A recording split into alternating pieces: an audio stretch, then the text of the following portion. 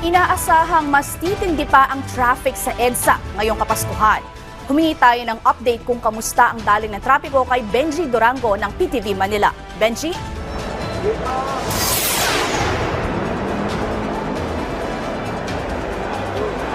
Sheila, simoy Pasko na raw. Pero kung ganitong klaseng traffic ang sasagupain mo araw-araw, hindi aginaldo, kundi mahabang pasensya ang kailangan mong dalhin araw-araw. Itong mga sasakyan na makikita nyo ngayon sa aking likuran, yan yung mga sasakyan na patungo ng monumento sa Caloocan.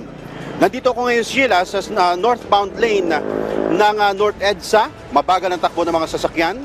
Nagsimula ito bandang alas 5 ng hapon kanina at nagpapatuloy hanggang sa mga sumandaling ito.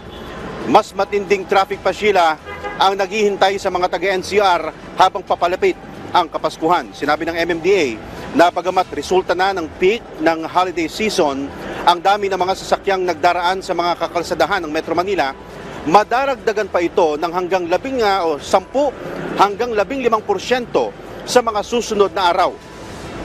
Dito na lamang sa EDSA, nasa 470,000 na mga sasakyan ang nagdaraan dito araw-araw sa panahong ito. Halos doble sa vehicle capacity ng EDSA na na nasa 288,000 lamang kada araw. May mga dahilan kung bakit ito nangyayari. Una, simula na ng sem break ng mga estudyante at karaniwang dumarami ang mga sasakyan kapag bakasyon ng mga bata. Pangalawa, mas dumarami rin ang mga bagong sasakyang gumagamit ng kalsada tulad na lamang ng motorsiklo na kumakatawan sa 38% ng bilang ng mga sasakyan sa kalsada. Pangatlo, ang pagbibigay pahintulot sa mga provincial buses na dumaan ng EDSA mula December 20 hanggang January 2. Ito ay para mapabilis ang biyahe ng mga mananakay na luluwas at babalik ng Kamaynilaan. Nasa 2,100 na provincial buses ang inaasahang babaybay sa EDSA.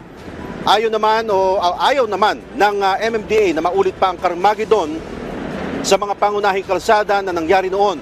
Kaya ilang solusyon ang kanilang inilatag. Ang late closing ng mga malls at na hanggang 2 a.m., carpooling para mabawasan ng sasakyan sa daan at paggamit ng public transport tulad ng carousel, MRT at LRT na karaniwang hindi nakakaranas ng traffic at pagmamando ng MMDA personnel hanggang alas 12 ng hating gabi. Samantala, Sheila, kung tatanungin mo naman kung gaano kabagal itong mga sasakyan na ito, ang average speed sa ngayon ng mga sasakyan kapag bumabaybay ka ng EDSA nasa 18 kilometers per hour. Mas mababa ito kumpara sa average speed noong mga nakarang panahon na 21 kilometers per hour. Pero sabi ng MMDA, bababa pa rin daw yan hanggang sa 15 kilometers per hour habang papalapit ang Kapaskuhan. Merry Christmas pa rin, Sheila. Merry Christmas at maraming salamat, Benji Durango.